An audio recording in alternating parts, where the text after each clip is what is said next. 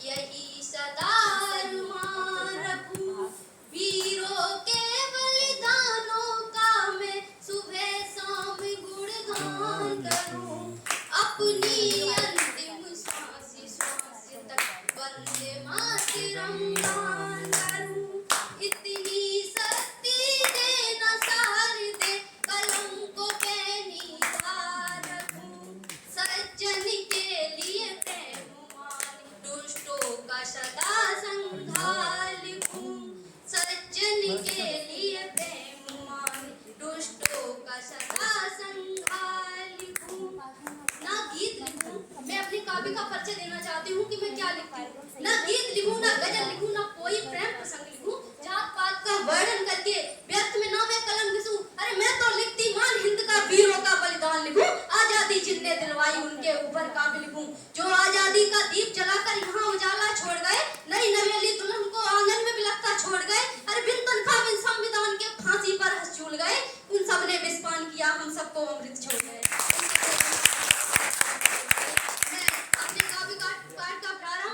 आजादी के स्वतंत्रता संग्राम के एक दृश्य से प्रस्तुत करना चाहती हूँ। उन स्वतंत्रता सभी सेनानियों को मैं याद करना चाहती हूँ। आप सभी के समक्ष उन लाइनों को प्रस्तुत करती हूँ। पहले मातृभूमि का मान बचाने देखो वीर जवान चले, आजादी की चूनर लाने भारत माँ के लाल चले। गांव शहर और हर घर घर में भगत सिंह से लाल जगे, पश्चिम से उत्तर दक्षिण तक तोपे तीर कमान चले। चली थी बागों में पिस्तौल और शेखर से लाल लड़े, आजादी के हवन कुंड में कई मांगों के सुहाग चढ़े। आजादी के हवन कुंड में कई मांगों के सुहाग चढ़े। कहीं अस्पा उल्लाह के त्याग, कहीं बिस्मिल के बलिदान के। दांडी वन की यात्रा हर बर्मा में खून फरमान लिखे, आजादी का दीप जलाने देश प्रेमी बलिदान चले। रंगे पर देखो तुम सब उन वीरों के बलिदान लिखे, वसुंधरा के कण-कण में उन शहीदों के हैं प्राण बसे। वसुंधरा के कण-कण में सब शहीदों के हैं प्राण बसे। उन शहीदों ने, उन सभी जो वीर शहीद इस मातृभूमि के लिए हुए, ना तब संविधान था, ना ही हमारे पास राष्ट्रगान था, अपना सर्वस्व बलिदान कर दिया हम सबकी आजादी के लिए, इस देश की अखंडता के लिए, हम सब चैन से रह सके। लेकिन उनकी आजादी पर कुछ लोग ऐसा करते हैं कि वो भी शायद दुखी हो जाते होंगे। और अगर हम आज कोई राष्ट्र के हित में कार्य करते हैं तो हमें शासन सम्मानित करती है, मेडल मिलते पुरस्कार, लेकिन उनको फांसी मिलती थी। और लेकिन उनके बलिदान, उन भगत सिंह के देश में आज कुछ लोग उनके बलिदानों को भी नकारते हुए अपने संविधान के पुजारी होते हुए भी कुछ ऐसे कार्य करते हैं जो उन्हें नहीं करना चाहिए। उनके लिए 4 लाइनें पहले पढ़ती हूँ। वंदे मातरम लिखा हुआ है, वंदे मातरम लिखा हुआ है हर किताब के पन्ने पर, जनगण मनियत गूंज रहा है हर सरकारी दफ्तर पर। फिर भी सुबह अखबार देखकर बहुत दुखी हो जाती हूँ, जब संविधान के बने पुजारी को मैं दोषी पाती हूँ। माननीय प्रधानमंत्री मोदी जी के नेतृत्व में एक हर घर तिरंगा जो चलाया गया, सबके घर में 4-4, 5-5 तिरंगे सबने ले लिए। और जब दीपावली की सफाई हुई तो मैंने खुद से सफाई करते उस तिरंगे से देखा, तो मैंने उन लोगों से खुद बोला कि तब मैं गांव में थी, तो मैंने बोला कि ये क्या कर रहे हो आप, राष्ट्रध्वज से आप सफाई कर रहे हो, टीवी साफ कर रहे हो, सोफे साफ कर रहे हो। बोले क्यों, ये झंडा ही तो है, ये झंडा है। वो सिर्फ झंडा है। जब यूक्रेन में रूस का आक्रमण हुआ था, तब लोग झंडे को उठा के वोट की चल दिए थे। जब अधिकारों की बात होती है, जहाँ अपनी संरक्षण की प्राप्त होती है, तब लोग कहते हैं कि हमें झंडे की आवश्यकता है। तो झंडा क्या है? राम भगवान की मूर्ति के लिए एक चादर बिछा देती है पवित्र स्थान, क्योंकि वो मूर्ति है। लेकिन झंडे के प्रति अपन इतना क्यों नहीं सोचते कि ये राष्ट्रध्वज है? तो मैंने झंडे के लिए कुछ लाइनें लिखी है कि क्या है राष्ट्रध्वज। आजादी कोई शब्द नहीं है, आजादी कोई शब्द नहीं है, जन जन की खातिर गंगा है। वीरों के बलिदानों का फल अपना पूज तिरंगा है। वीरों के बलिदानों का फल अपना पूज तिरंगा है।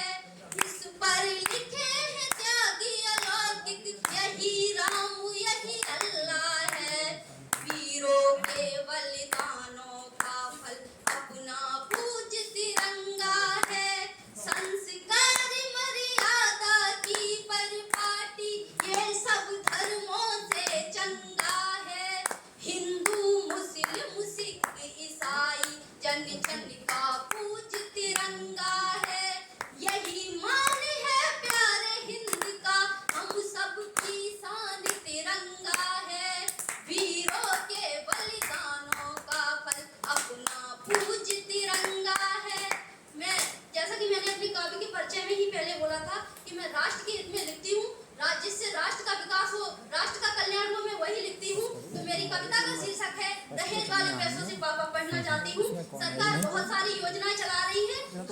सरकार अगर सबको पैसे देके पढ़ाने लगेगी, बहुत सारी स्कॉलरशिप चला रही है, इसके लिए जो कहीं ना कहीं लड़कियों को पीछे छोड़ रही है वो है हमारी आर्थिक रूप से या गुणवत्ता, आर्थिक स्थिति नहीं है। क्योंकि आज हम लोग जानते हैं, मैं रूरल सोसाइटी में रहती हूँ, कि गाँव में ज्यादा परसेंटेज आय का साधन कृषि और पशुपालन है।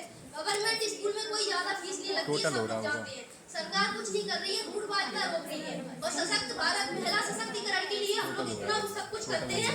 तो सशक्त भारत तब होगा जब महिलाएं शिक्षित होगी, वो शिक्षित होगी तभी वो सशक्त भारत बनेगी, तभी सशक्त नारी सशक्तिकरण होगा। तो मेरा कविता का शीर्षक है दहेज वाले पैसों से पापा पढ़ना चाहती हूँ, और मैं उसके बारे में पहले कुछ बताना चाहती हूँ कि सर अगर हम लोग देखते हैं कि रूरल सोसाइटी में पापा बोलते हैं कि जैसे ही भैंस या ये भैंस का हुआ, मैंने खुद देखा है प्रैक्टिकली, तभी मैंने ये कविता लिखी है कि ये भैंस है, मैं इसको बेच के इसकी शादी में लगाऊंगा। ऐसा नहीं है, पापा प्यार नहीं करते, हम बहुत करते हैं, बहुत ज्यादा प्यार करते हैं। लेकिन ये गुणवत्ता, पड़ोस के क्या बोलेंगे कि उसने दहेज में 4 लाख दे दिए। अरे वो 4 लाख लगा के अपनी बेटी को इंजीनियरिंग डॉक्टरी कराई है, स्कॉलरशिप लेके अगर वो योग्य होगी तो वो 40 लाख की क्या पूरे हिंदुस्तान का नाम कर सकती है। तो मेरी कविता का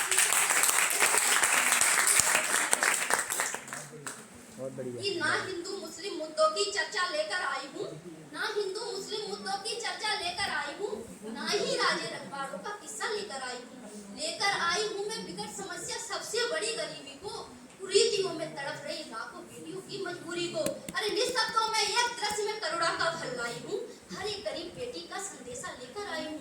क्यों हमको बचपन से ही पराई समझा जाता है, क्यों हमको बचपन से ही पराई समझा जाता है, कलम पकड़ने वाले हाथों में बेलन पकड़ाया जाता है। क्यों मेरी चिंता में पापा चैन की नींद नहीं लेते, अरे क्यों मेरी चिंता में पापा चैन की नींद नहीं लेते, दहेज इकट्ठा करने को घर तक को गिरवी रखते थे। अरे क्यों हमको भाई की तरह ना लाड लड़ाया जाता है।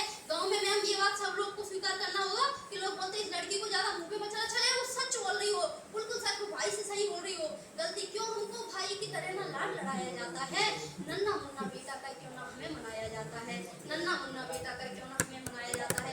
अरे मैं भी चाहती हूँ, अरे मैं भी चाहती हूँ कि मैं कॉलेजों में पढ़ने जाऊँ, मैं भी चाहती हूँ कि मैं कॉलेजों में पढ़ने जाऊँ, अपने प्यारे पापा के लिए एक सुंदर सा घर बनाऊँ। मैं भी बेटों से ज्यादा लड़कियां सोचती हैं कि मैं अपने पापा के लिए कुछ करूँ। ऐसा नहीं है पापा प्यार नहीं करते हैं, बहुत करते हैं, लेकिन गुणवत्ता, देश को अगर सशक्त बनाना है तो गुणवत्ता छोड़नी होगी, तब देश सशक्त बनेगा। अरे मैं भी चाहती हूँ कि मैं कॉलेजों में पढ़ने जाऊँ, अपने प्यारे पापा के लिए एक सुंदर सा घर बनवाऊँ। मैं भी चाहती हूँ, अरे मैं भी चाहती हूँ, मैं भी अपने अस्तित्व को गढ़ना चाहती हूँ, दहेज वाले पैसों से पापा पढ़ना चाहती हूँ। अरे पढ़ लिख कर जब जॉब करूंगी आपको गर्व कराऊंगी, आपके चलने की खातिर एक मोटर कार लाऊंगी, इन छोटी छोटी खुशियों को जीना चाहती हूँ, दहेज वाले पैसों से पापा पढ़ना चाहती हूँ। मैं अपने साथ, मेरी बहुत इच्छा है, क्योंकि अभी ये खूब में जो छात्रा के साथ हुआ, गांव में मेरे भी दादाजी बोल रहे थे कि अकेली आती हैं जाती हैं, इनके भाई को छोड़ने जाना। क्यों भाई को नहीं समझाया था कि अपने यहाँ पर लोग ये क्यों नहीं समझाते हैं कि अपने यहाँ पर तुम्हारी जो रोड पे जितनी भी बहनें जा रही है वो तुम्हारी सब बहन है। अगर तुम किसी की बहन को गलत निगाह से देखोगे तो तुम्हारी भी बहन घर से बाहर निकली है। तो लड़कियों को क्यों रोका जाता है? उसके लिए कब तक लड़कियां अपना बलिदान करती रहेंगी, कब तक चुप रहेंगी? मैंने उसके लिए कविता लिखी है सर। कब तक करुणा से भरे अश्रु अब लावन नारी बहाएगी, संपत्ति समझ के कब तक वो जुए में हारी जाएगी, कब तक त्याग रूपी सीता वनों के कष्ट उठा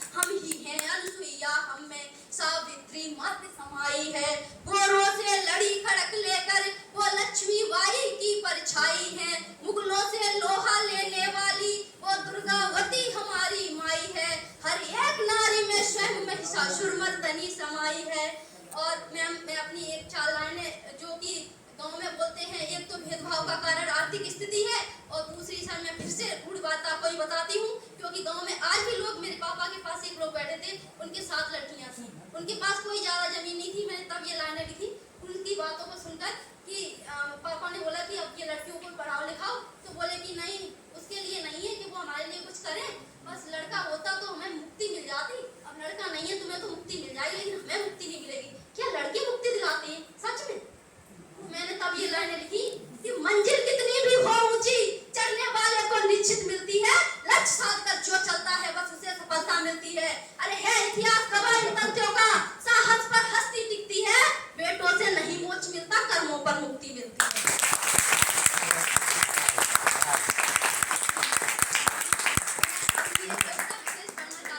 क्योंकि जो भारत माँ की पिता जो पद के लिए हम लोग निकल जाते हैं और सड़कों पर अपने अधिकारों के नारे लगाते हैं, वो अधिकार नहीं, वास्तव में उसे भारत माता को पीड़ा होती है। मेरी कविता का शीर्षक है भारत माँ की पीड़ा।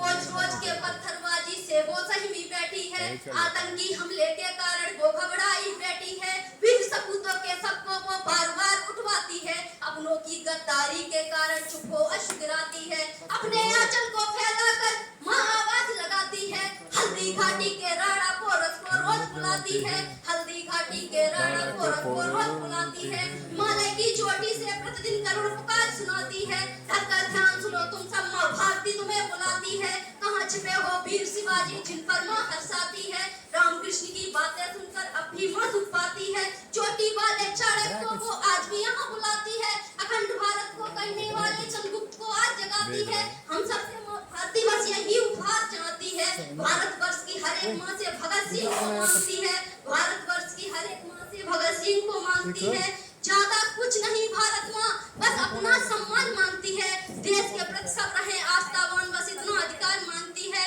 मेरी कविता का शीर्षक है कि ये लोग जो धर्म के नाम पर कहते रहते हैं ये देश हिंदू का है, मुस्लिम का है, सब समय हो रहा है, बट मैं अपनी कविता इन लोगों को जरूर बताऊंगी क्योंकि मैं कोई कॉम्पिटिशन की इच्छा से नहीं आई हूँ।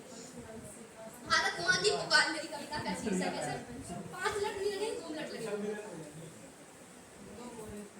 चले हवाएं दूर गगन से, चले हवाएं दूर गगन से हिमालय से जा टकराती हैं, इन टकराहट के बीच भारत माँ की जीत सुनाती है, धर्म और मजहब पर लड़ने वालों माँ तुम सब पर बहुत रिस आती है, अपने क्रोध भरे स्वर में माँ तुम सबको डांट लगाती है, तुम सब इस माटी में रहते सभी मेरी संतान हो, हिंदू हो चाहे मुस्लिम तुम सब मेरा अभिमान हो, किसने तुमको ये फरमाया कि ये देश न मुल्क तेरा है, भारत भू पर रहने वाला हर एक बेटा मेरा है, मैं स्वतंत्र हुई बेटी ये मेरे बेटों का बलिदान है, हिमालय पर फहराता तिरंगा तुम सबका सम्मान है, फिर क्यों दुश्मन की साजिश पर अपनों से भिड़ जाते हो, मंदिर और मस्जिद के पीछे दंगा फसाद फैलाते हो, मैं तुम सबको समझाती हूँ